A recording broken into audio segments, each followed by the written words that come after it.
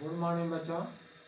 आज मैं नया पाठ लेकर आपके सामने प्रस्तुत हूँ। पाठ का नाम है सांवले सपनों की याद। यह पाठ मैंने पहले भी आपको पढ़ाया था, फिर भी पाठ की पुनरावृत्ति के रूप में आप इसे पुनः जान लें। बच्चों, इस पाठ का लेखक हैं जाबिर हुसैन। बच्चों, सांवले सपनों की याद जाबिर हुसैन द्वारा लिखित संस्मरण कहानी है।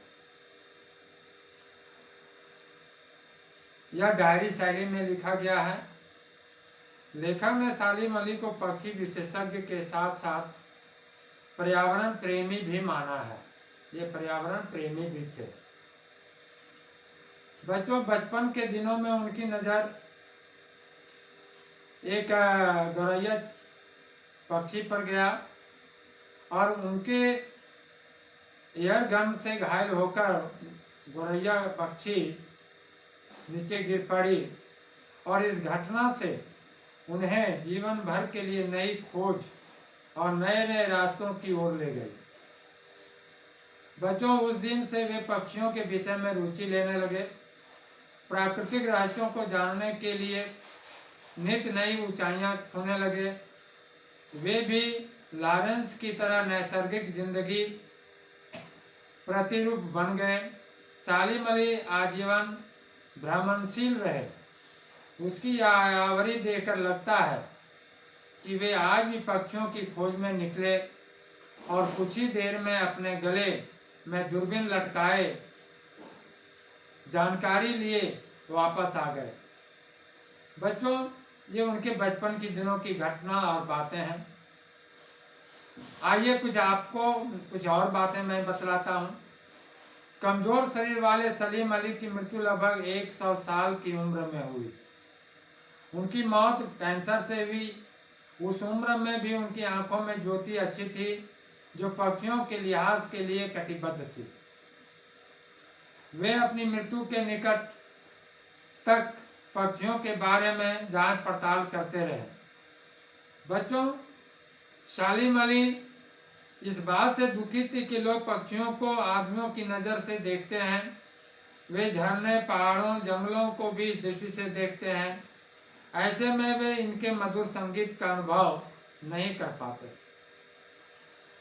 लेखक का मानना है जाबिर हुसैन के बारे में कि इतिहास में पता नहीं कब कृष्ण ने वृंदावन में नाना प्रकार की क्रीड़ाएं की थीं और कब मधुर स्वर में बंसी बजाई कि वृंदावन संगीतमय हो उठा।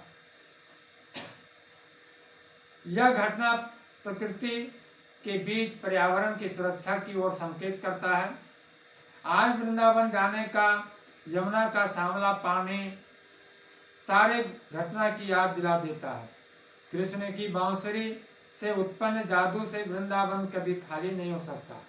इस घटना से आधार पर यह कह सकते हैं कि पर्यावरण की रक्षा करनी चाहिए और सालिम अली ने अपने जीवन भर इसकी रक्षा की, पक्षियों के साथ साथ में। बच्चों, सालिम अली की आत्मकथा का नाम है फॉल ऑफ ए स्पैरो। इस बात से प्रसिद्ध अंग्रेजी साहित्यकार D.H. लॉरेंस की मृत्यु के बाद बात याद आ गई। कुछ लोगों ने उनकी पत्नी यानी कि लॉरेंस की पत्नी का नाम था फ्रीडा लॉरेंस, जो अपने पति के बारे में कुछ लिखने को कहा।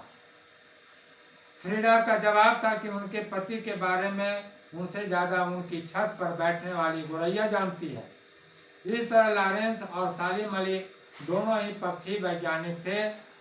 तो बच्चों, ये सालिम अली के विषय में इस पाठ में जो बातें मुख्य थी मैंने आपको बतलाई हैं और प्रश्न दिए जा रहे हैं, इसका उत्तर आप तैयार करेंगे। अगली कक्षा में नए पाठ के साथ पुनः उपस्थित रहूंगा। तब तक के लिए धन्यवाद।